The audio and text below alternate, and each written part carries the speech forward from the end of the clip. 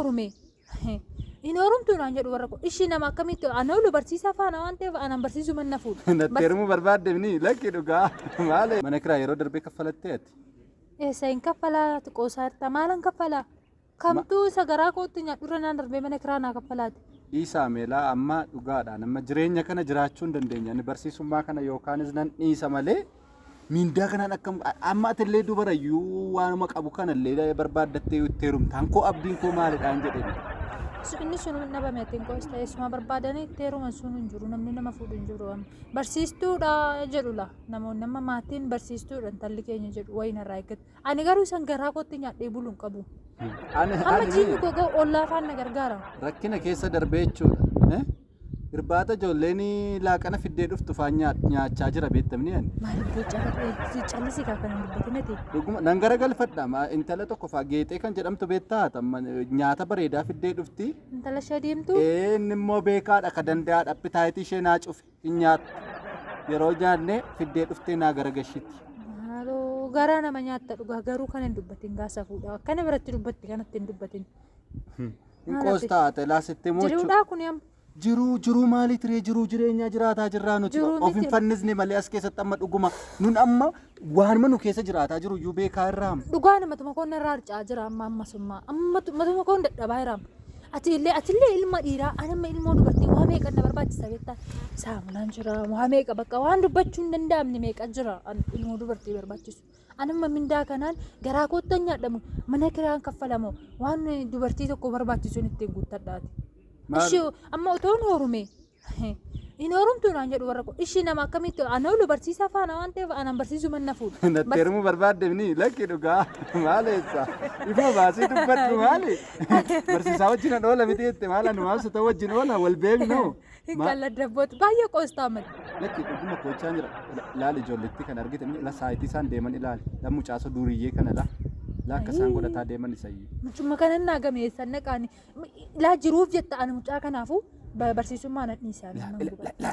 Laal kan godhu intala laal kun amma barataadha amma kun min aynet kashalabbe likiskis ina al shakil qoy asaa dhufan akkana man agarre kotta chiase maaliif barbaaddan? Ay barsiisaan meen alaa dhukkubeen hojii mana keessa gargaaraa ture. Harma ishee dhukkubee jira. Maasaf dhiyaasee akkeetteetti sila. Harmee kun dhukkubee taa'am. Ganama. Callis. Maaltu isin iyyisiis? Maal kolfitu? Abshaaluu na seenetti. Afaan kee ilaala waan akka akkatti dubbattu barbaadu. Kana barsiisna amma nuti. Ilmoon dubartiillee waa meeqatti irra gahuu danda'a. Kun ilaal durii rufa keessa zooraa oolee dhufee yoon ati sirumaa barnoota fan taatu ati barnootaaf hin taatu. Gadhiis. Kun namaan jedhe jazba daddab ati nama siniif jennee nuni miindaa malee as keessatti fannisaa jiru. Miindaa nyaatan isinii barsiisa. Moojji haadha kee maal si galchi? Maal haadha kee si galchi? Miindaa nyaadhee hojjechuu baadhee situ miindaa kunaa beeka. Achi as gaafii nu gaafattaa nu maa sa'aatii dhuftee. Waa'ee miindaa maneen nunni sila mataan dhukkubaa oolee. Mataan naanneesseem gurbaa. Maaluma si galcheen siin jedhe gurbaa harree maaltu si galchi? Harree haadha raawu joon joftu. Waa'ee miindaa kun situ beeka. Deemati sokki haadha keessa jalaa dhukkubee. Ana miti nuyi. Agaltu isheen kilaasa. Waa'ee ilmoo dubartiin balaa baay'ee qabdi agaltu deemaa. Deebi'aasi. Eessa deemsa dhaaban? Qaba deebii dubbata. Kota deebi'aasi. Deebii dhaabadan.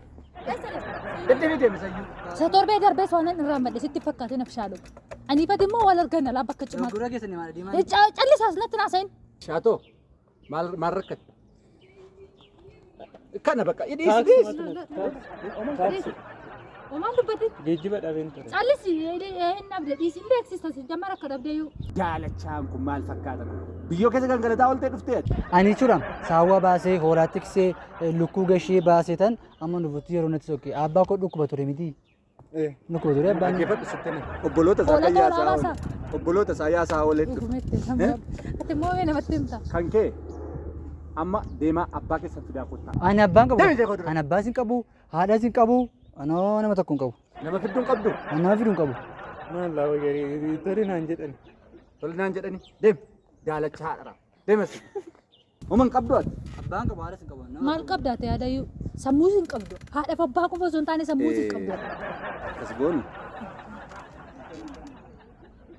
Bu'ee. Haa bu'u inni kun waan nuu bu'ee yaadata. Waa bu'ee gaariidha. Waa bu'u. Lafa bu'u kun rakkata. Akkasumatti immoo yeroo ilaalu araadaa wayii natti fakkaata gatti ta'eef. Sanarra mootuu biiroo dhumaan jaraa walii gallee adabsiisne birrii irratti beeku. Lakki dhiisi bu'een naani. Bu'u jedhee. Ati Abshaal. Mee amma waa bu'ii darbinu.